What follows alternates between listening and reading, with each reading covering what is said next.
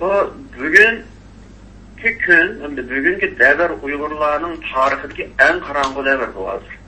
Uygurlar burun endi bu Xitoy kommunistlardan burun Xitoyning Kuomintang deymiz millatchilar bir mavzu bizning vatanni hukm surgan bo'ldi. Undan burun Manjular bo'ldi. Bunun ilgirini desek Moğollar Çingizxan askerler besip bir mevzil yattı. Ama o Moğollarla Manjular Uygurlarını bir yapkan vaxtıda hiç kaçan Uygurlarının medeniyetiga, Uygurlarının diniga, Uygurlarının örf-odatına, Uygurlarının kimligiga, yani Uygurlarının Uygur bulup mevcut oluşuna karşı tuğunu yoklar. Yani Uygurlarını asimilatsiya qilib yoki qirg'inchilik orqali butunlay bu yer sharidan yo'qdimiz degan planni hech qachon tuzmagan, unda qilmagan. Gerçi siyosiy jihatda kontrollikni qilgan bo'lsa-mu, ammo qolgan jihatda yana Uyg'urlar o'ziga tashlab qo'ygan. Ya'ni u chaqda Uyg'urlar yana o'zining diniga qoqilib, o'zining madaniyati ichida 12 muqomni yetib, mashrab qilib, to'y kun hamma narsa burunqidek o'zib ketib mangan. Bugungi kunda sakal qo'yishmi jinoyat bo'ladigan, yog'liq chekishmi jinoyat bo'ladigan, mechit kirsimi jinoyat bo'ladigan, nima qilsa Uyg'ur bo'lsam jinoyat bo'ladigan bir vaziyat shakllangan yo'q. Bugungi kunda bo'lsa Xitoy hukumatining qop-qora niyati bo'lsa Uyg'ur degan millat yo'qdir, butunlay yo'qdir. Bu yo'qitish deganda o'ylabki atalmış kuchli razil kuchlar emas. Bölgünçi, terörçi yoki diniy radikal kuchlar. Bu Xitoy hukumati avval albatta o'zi mushatgan Uyg'urlar yo'qdi. Qolganlarni aldaydi qolgan. Bo'lib bu o'ylabki Xitoy hukumati tarbiyalagan qizil parcha Xitoyparast Uyg'urlar yoki Uyg'ur kadrlar, Uyg'ur ziyolilarni ularning beshini silab turib aldaydi. Sizlar yaxshi, mana eski, mana yo'qolsa sizlar yaxshi kunni ko'rsizlar, sizlar Xitoy bilan birlikda tinchlikdan yashaysizlar degan tushunmaydi. Ama hakikaten Uyg'urlarning ishini bundan tushib ko'rayotgan Uyg'ur ziyolilar, Uyg'ur bir qism kommunistlar, Uyg'ur munofiqlar qoldi. Voy deb, bu Uyg'urlar jin tug'anmasa, bu chet eldagi da'vo qilayotgan Uyg'urlar kim tug'anmasa, bu dunyo Uyg'ur xalqidikilar, bu Amerika Uyg'ur birlashmadikilar va boshqa Turkiya bilan, O'rta Osiyo bilan, Yevropa bilan, Avstraliya qolgan davlatdagi mush Uyg'urlar chet elda ish chiqarmagan bo'lsa, bu shu deydi ularning, bu Şinjandagi Uyg'urlarning baxtli o'tgan bo'ladi, tinch o'tgan bo'ladi, bu yerda bu masalalar chiqmagan bo'ladi degan xato tushunch. Emniyet bunda emas. Xitoy hukumati başta Xitoy hukumatining razilligiga qarshi mushatgan ham Uyg'urni joylab qo'ygani uchun qolgan Uyg'urlarni bir-birlab uçada Uyg'urlar aciz qoldi. Texmi yo'qdi. Hatta vaqti kesin yo'l bekleydek bir insanın Xitoy birinchilab yo'qdi. Chunki u Xitoy hukumatining bir deklagan ishdi. O'sha shu qanda Uyg'urlarga avshid ichida avshid ishlayman deb yapışarkisi. Anerkin o 2009 7. ayının 5'deki qirg'inchilik ko'rdik. Buningda Xitoyning askarlari Uyg'urlarni tutib o'ldirgan chog'da bu ma'u Abdurrahimov hukumatga Kompartiyaning a'zosining bolasimi yo kadrning bolasimi yoki baqqalchi janubdan kelgan baqqalchining bolasimi bu deb hech ayrig'i yo'q Xitoylar. Uzun kelgan Uyg'urni tutib ata bo'lib u hem Uygur, Xitoy hukumatining dushmani o'tdi. O atatürk 10 üçün 30 yıl emas 50 yıl sadaqatlik bilan xizmat qilgan bo'lsin. Ham bo'lsin.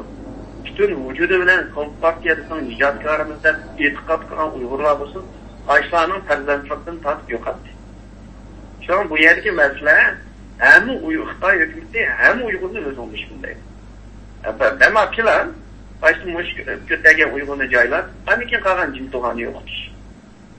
Bu ne işkin dünya uruşuda, bu şu Hitler Germaniyasını şunda kıram. Bu yerde nahayeti dağınlık bir German da onun yazan. Bu aynı vaxtıda Hitler'in bu Nazi, faşist rejime karşı doğan. Lakin onun degen bir dağınlık sözde bu Hitler'in Gestapo'nun adamları geldi deydi. Yahudilerini tutuklaydı. Ben Yahudi emas dedim. Ular Yahudi'ni tutib ketdi.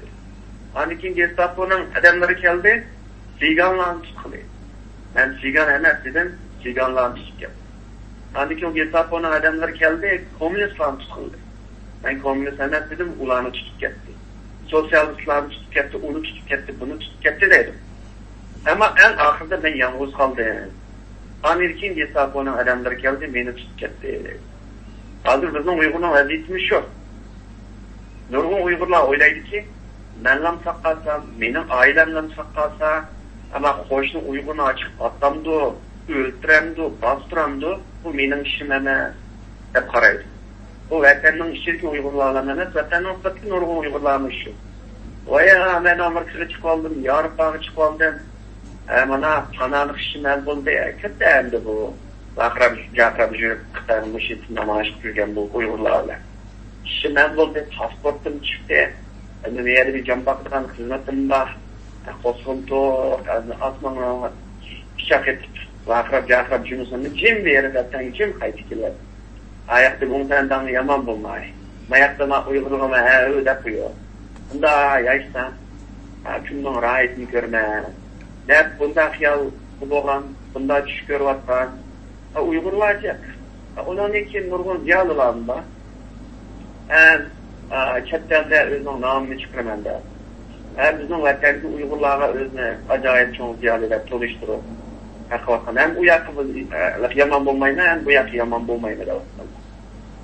Bu quruq obro' uchun, shon shuhrat uchun to'lishib turgan insonlarga. Ammo Uyg'urdek bunda beşine bir kun tushgan. Ya'ni bir hayat ma'lumotga duch kelgan.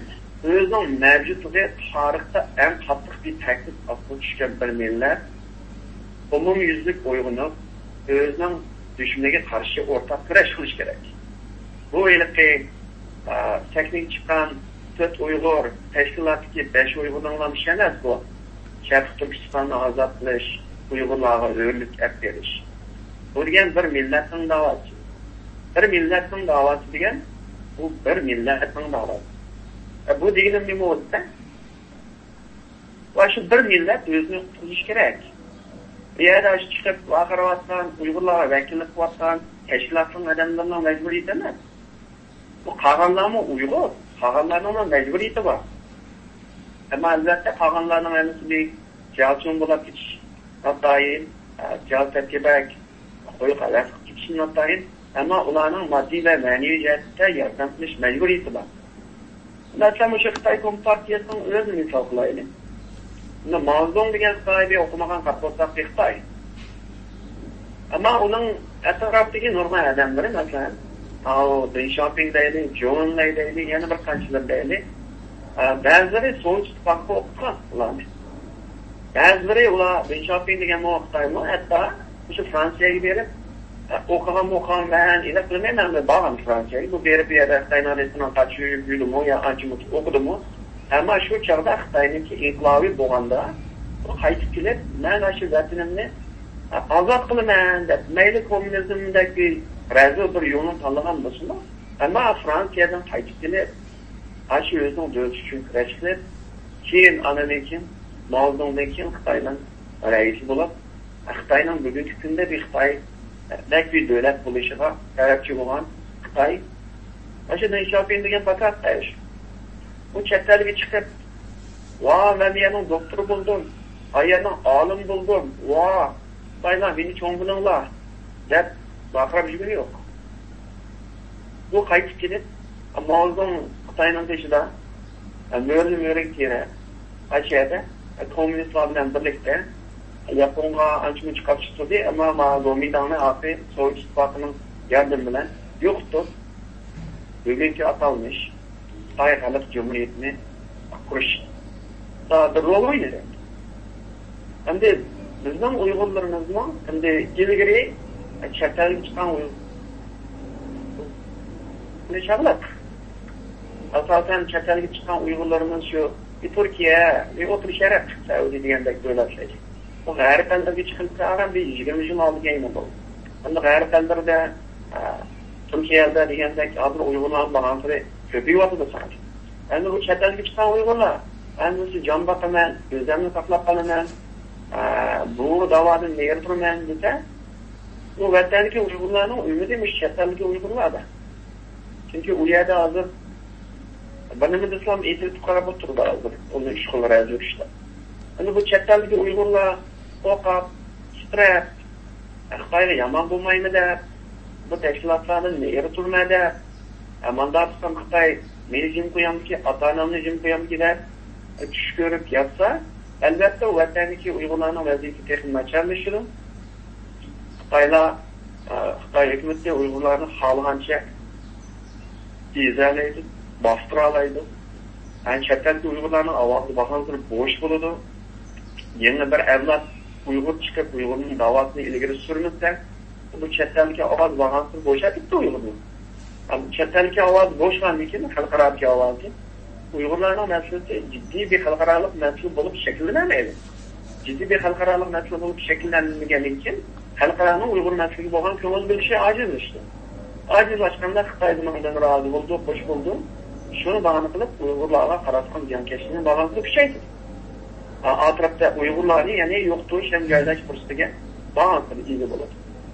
Şununla bu bugungi kunda bu Uygurlar umumyüzlük bu Xitoy hukumatining bu bir ayniqsa qarshi turish kerak.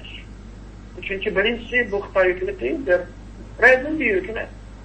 İkincisi Xitoy hukumati Uygurlarni o'zining eng chong dushmani deb qaragan bir hukumat. Uygurlar bundan sonra çoğunlukla mavzunun haykırı çoğunlukla Xitoyda yaxshi bo'lamaydi bugungi kunda. Nur batini yaxshi bo'lamaydi vatandaş. Bunda bir vaziyatda Xitoydan umid kutish, Xitoyning razilligiga bilan qarash. Ham Xitoy hukumatining Uygurlarga qilgan jankashligiga ko'zi yumilish. Ham o'zining jinini beqishdan boshqa narsani o'ylamaslik bu bir insonning faqatlam bir razilligi chiqmasligini ifodalaydi. Bundan boshqa nima ifodalaydi? Albatta, o'xshash bo'lmagan odam, o'xshash bo'lmagan darajada bu da'voga to'kib qo'sha oladi. Ba'zilar cho'ponchaplar maydon chiqarishmaydi. Unda qilmaganlar keynida ma'naviy jihatda, moddiy jihatda yordam qilish majburiyati bor. Bularniki bu da'vo qilayotgan insonlar, da'vogarlar, ham bu da'vo to'g'risida ularga qarshi gapirgan, ularni yomon deydigan, ular to'g'risida ishni terg'ov taqdirgan, g'aybat shikoyat qiladigan, so'rinlarda mushtaga qilgan, Xitoy akamni yaxshi bo'lamdimikin, qaytib qolsam menga manfaat beramikin degan bu insonlar endi to'g'ri niyatli insonlar emas bu. Mayli o'zi xalq qilsin, mayli qo'qib desin, bu insonlar to'g'ri niyatli insonlar emas. Şuna bunda bir vaziyette endi bu faqatlan bu da'vo qilayotgan Uygurlarning uruqarlarida Xitoyning tahdidiga ziyonkeshi uchirdim yo'q. Bu butun Uygur degan millat uchradi. Ay G'o'zandonning G'alchindirning avlodi uchrayotdi, Nurbekning avlodi uchrayotdi. Atom rayoniki o'sha soqchida bexatarlikda ishlaydigan hamma Uygurning avlodi uchrayotdi. Ta'kidga. Chunki mana da'vo qilayotganning evladı yok olsa, ağlının evladını yok mu da? Bunu mu uyuyor?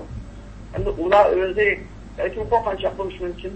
Belki şartı mertebesini oynavattan bulmuş mümkün. Ama şunda kısa, cihan bu şu. Xitoy hazır yoğun etketti. Xitoy düşünüp ketti. Xitoy'a biz karşı duramayız.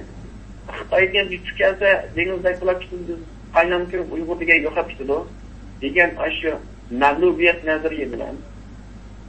Düşkünlük nazariyesi bilen biz çürülükler Uygurlarını siltip, teşlep, Şarkı Türkistan'ın her bir parçasının Xitoy mağdurluğu ettire, Xitoy'ın tütten yapılmayla özünün xotin-balalar yaxshi kun rahat kun kechirmaydigan bilan bu kunni kechirmaydi. Bu olamdan kechirmaydi, olamdan kechirmaydi. Bu hozir vaziyat bahonasi nacharlashmoqlikin bu yaxshi qarab manmaydı. Şuna vaziyet muşundaq müşkül, muşundaq japalı. Bu bir. Ama Uygurlar bunda endiş kılıp, bunda qo'rqib ketishning hojati yo'q. Çünkü birincisi bu Uygurlarning davası, mayli Xitoy hukumati qanday hamlasin. Bu bir haqiqiy da'vo.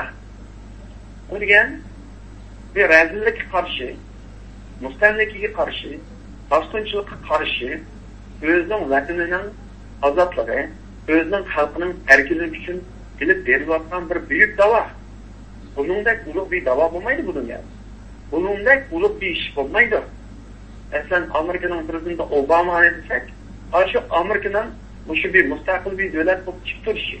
Amerika halkının erkinliği için kuruluş kıldı aşağıda. Dünyadaki en bir mühim bir oranda çıkartan bir adet. Bunun sırf Avrupa olsun, kalan devlet, hem de devletin reislerinin birinci vazifesi şu. Devletinin bir teritoriye tutumluğu, özünün halkının özürlüğü, erkinliği, sabit için kuruluş. Hatta Xitoy hükümeti biz şunun için güreş kılınız da özünün kanuni ordunu çıkarttırdı. Mesela her kısım deydiğini biz Cumhur'un teritoriya tutumluğunu qo'llaymiz deydi. Hem de yapacaklar. Onun için Xitoy halkının, Cumhur halkının menfaatini qo'llaymiz deydi. Xitoy hükümeti mi şuna deydi? Deyemezler. Şununla hem de Uygurlarning hem de özünün erkinliği için, özünün örlük için, özünün her hukuk için kuraş kılışından artık ne iş var bu dünyada? Bu bir uluk iş bu bir. Bunu kılış gerek. Bunu korkmaya kılış gerek. Yani bu Uygur halkının halbini elbette 65 yıl dünyada Xitoy hükümeti nahit mucib etti. Yer ıslahatı oldu deyimiz. İlgirler sekreş oldu deyimiz. Medeniyet inkılabı oldu deyimiz. Keyni-keynidin. Ananikin 11. sınıflarının bağını kılıp Uygurların keyni-keynidin bastı deyimiz. Ama Uygurlar bunun hem de tügüdü, yokaldı, hem de Xitoy yoğunat getti, biz tügeyden bulduk da hiçbir ülkesinin acısı yok. Bu dünya hiç kaçan Xitoy Kompartiyasının iradesiyle aylanmaydı.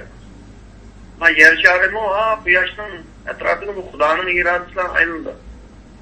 Bu Gomsen'den peyda bulundu ki 60-70 yıl oldu.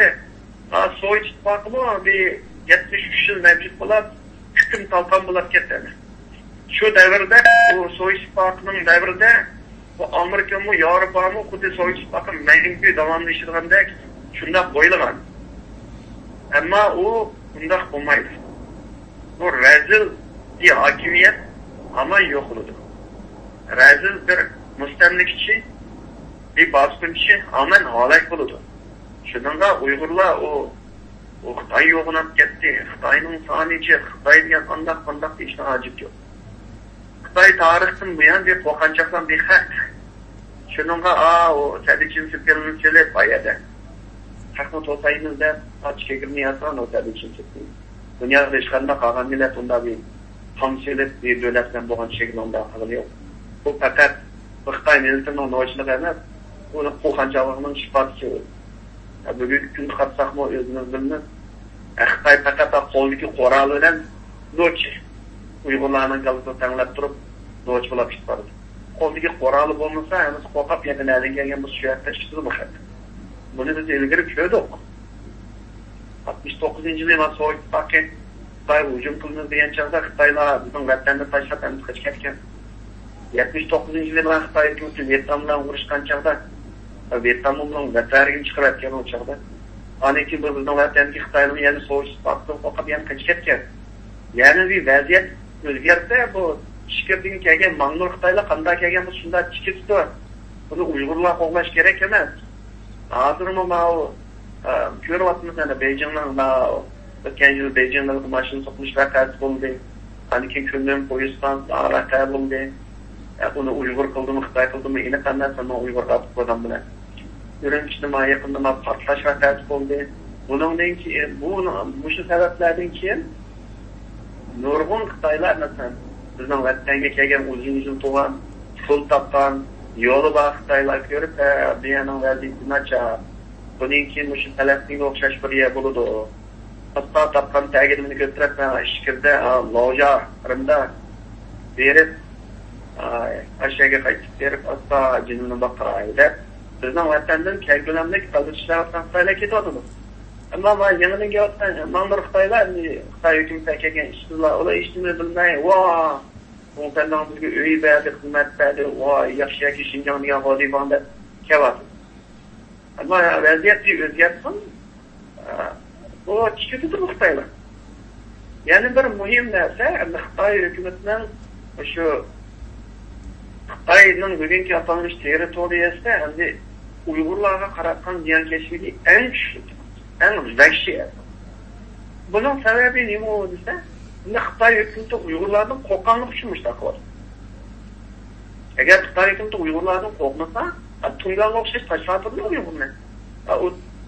Nishag'a borsa Uyg'urlar deb berib ko'rib baxsiz bo'ldi. Bu yerda diniy ziyonkashlik, diniy bilimi yo'q. Tunganlar siz qalbisini saqlab o'stirib yurdi, sallisini yegan ayollar yosh Arab ayollarda chigib yurdi, u yerda chatiq yo'q. Mechitlar nima xohlagan narsani so'zlab yurdi. Chunki Xitoy hukumati ulardan ko'chib ketmaydi. Ammo Xitoy hukumati biladiki, Uyg'urning o'g'am bolaligini, Uyg'urning nochiligini, Uyg'urning jangvarligini, Uyg'urning qo'liga qoral chiqsa, Uyg'ur degan qanday kurash qilganligini, Uyg'urning qo'liga qoral chiqsa, bugun Xitoyni Sharq Turkistondan o'tib, qo'llab chiqib etayotgan Xitoy hukumatini ayda obdan biladi. Shuningga g'ing'ing bir ovoz chiqib, tap-tap etib, Uyg'urning ishqilari kuch deydigan yeri shu. Şu Uyg'urlar unda cho'chib ketishdan hojat yo'q. Ammo Xitoyning hozirgi nimalari bo'ladi? Vaziyatning o'zgarishlarimi shu. Xitoy shuni Xinjiangni muqimlikda Xi Jinping nima deydi? Ikki shart oldida bizning vatanga o'zicha ziyorat qilib tashqariga berib qandaqlan deyishsa, shu Sharqi Turkistonning vaziyatining nihoyatda cho'chganligini to'liq isbot etdi. Ilgari Xitoyning raislari bizning vatanda bir cho'ng bir ish chiqmoqchi bo'lmaydi bular aslida. Aslında Xujinstan'ın 7. ayının 5'i kalınlık kırgınçılıktan kim? Xitoy geldi vatanga. Aslında bir çoğun faciadan kim? Ama Xi Jinping bunda bir çoğun faciadan kim kemedi? Bu fakatla Şarkı Türkistan'daki vaziyatının şunçilik načarlaşıp ketayotganligini, Uyg'urlar davamlı kaldı Xitoyning sağ chiqqanlarga, hükümet binalarga, u yer diğerler yani Uyg'ur Xitoy uchun ishlayotgan milliy munofiqlarni kayni bunda o'ldirilsa, Hamını bu Şarkı Türkistan'daki vaziyet ciddiyleşir. Üyegi köçep kelgen Xitoy noktasını yer bexatlar etmay hatta kibirganlığını. Kelgüsde Xitoy hükümeti bu Şarkı Türkistan'ı yoktub koyup bir mutlaqil devlet bulap kibirganlığını bilgenlik için qo'rqab bu Xi Jinping keldi hem ayette özünün askerlerine ular beşini birtagicha yo'qdinglar chiqinglar hazillik kuchligan aşıp ko'chilayotgan chashqan o'xshash andadan yo'qdaylik deyish kerak. Onun zıttı o Xi Jinping'in sözde bu Uyg'urlarni mana degini, hamma Uyg'urni da'vatini bo'xtay. Xi Jinping degan davlatning raisi bo'ladi. Uyg'urlarni buning da'vatini bir taraf qilishning ustida Uyg'ur bu xuddi ayni vaqtida o'sha Yaponlarga qarshi turgan bir Xitoyning qahramonini yerga turib, bu ashunda qarshi turish kerak dedi. Ya'ni Uyg'urlarni chetdan dushman, ya'ni Yaponga o'xshash bir dushman, ularni biz shu ko'chida yugurib yurgan chashqan o'xshash yo'qotishimiz kerak deb o'tgan. Bu gapning qolgan yerda Nur Bakri degan Uyg'ur munofiqni qishida. Bu obdan tushdi uning da'vatga gitmadi. Agar vaziyat o'zgarib, bu ishlar bo'lsa, milliy munofiqlarni Xitoy birinchi joylash mumkin. Bunday. Shunaqa bu jahon menga bu Xitoy deganda bunday bir dunyo bo'lmaydi. So'z farqini yo'qlab 16 boshlanib ketgan. Bu Xitoy bo'lgandan menga bu dunyoni boshqa bundan turmaydi. Bu faqat tashviqot, bu faqat aldamchilik. Shuna Uyg'urlar uning ishida bu turg'unsan bo'lgandan keyin o'lsami bo'lgandan bo'ladi, navram chavram avlodimning hammasi bo'lgandan qo'lda bo'ladi deb o'ylashning ishojiti. Bo'lgandan buni 4 kunlik qoldi. Endi bu Xi Jinping degan nurg'un analizlar taqdirchilar hatta Xitoyning o'zlarini deydi. Bu en ahirki bir kompartiyanın hakimiyeti altındaki en ahirki bir reis. Bunun için kompartiya yok oldu. Çünkü Xitoyning Uyg'urning Sharq Turkistonning vaziyatlarini nasibetning buna ait nachar. Fikrdimi her kuni degandek keng ko'lamli namoyishlar bo'lib Xitoy hukumatiga qarshi. Ondan so'ng Xitoyning iqtisodiyotida cho'kish qaratmoqda. Shunga bu Xitoy kompartiyasi o'zini davomlashamaydi. Bu aman yok oldu bu. Bunun orada ya Xitoy kompartiyasının yolu ya bir hayvandaki Gomindan o'xshash bir o'zini isloh qilib, bir demokratiyani qabul qilib, Xitoyni asosida demokratiyaga shu yo'lga qarab boshlanish kerak. Ya bo'lmasa Xitoy soatni tarafini qilmay, Yani kununda adam o'tiradilar, mıntıqni haqtanlar turib Uyg'urga Tibetga, o'zini Xitoy xalqini shu bostirishlardan bitiribsa, buni yani mavzun o'xshaydi Xitoy chiqib bo'lsin.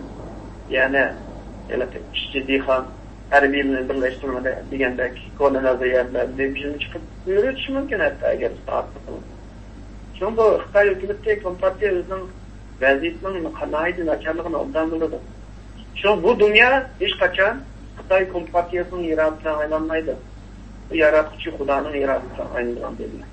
Shuna bir Xudoga bir yaratuvchiga e'tiqod qilgan bir millat ümidini unda yo'qotmaslik kerak, ümidini bu Xitoy hukumati qo'ymaslik kerak, hem Xitoy hukumatining tashkilotiga aldanmaslik kerak, hem Xitoy hukumatidek bir ateistik bir dinsiz bir hokimiyatning unchalik boqib ketishning hech hojati yo'q.